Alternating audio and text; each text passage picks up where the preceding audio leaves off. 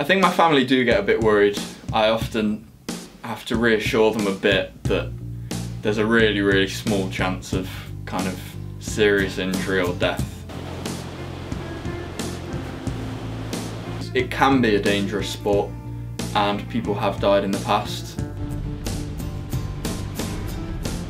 I think as long as you manage that risk, it's an acceptable level of risk.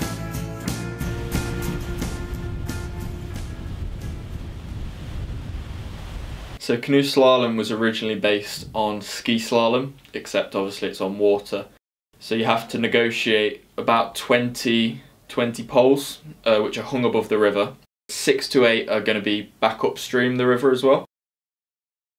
It's whoever gets to the bottom, from the top to the bottom, in the fastest time with the least penalties. My name's Finn Riley McQueen and I'm 18 years old. I study product design engineering and I'm a canoe slalom athlete. So I train at the National Water Sports Centre in Nottingham, which is probably the second best artificial course in the country after Lee Valley, which is in London where the 2012 Olympics were held. So I do 12 sessions a week, totaling 20 hours. So it can be difficult. You've got to put quite a bit of planning in before, especially around your nutrition and what sessions you're going to do. And it's just kind of being aware of what you're going to do day to day.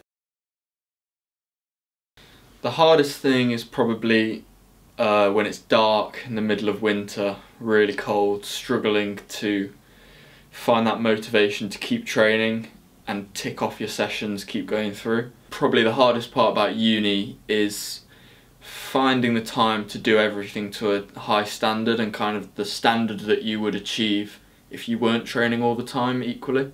The hardest part about balancing the two is just finding the time to do both to the level that you want to achieve them at, I think. There was a moment where it was quite scary. At the 2016 British Open, we kind of flipped over and we were struggling to get out of the boat. We were stuck on kind of the blocks that make up the white water. People on the side were having to kind of grab the boat and try and lift us out because we couldn't get the deck off and escape from the boat. My main idol is Etienne Stott, who won Olympic gold in 2012. I met him for the first time a couple of weeks after he won the gold, and I was probably 11, 12, and all through kind of my canoeing career he's kind of been there or thereabouts to offer guidance or support. Now he's kind of transcended canoeing almost, and he's a climate activist with Extinction Rebellion, which is even more inspiring because it kind of shows that there's a life after canoeing and what you're doing can really make a difference.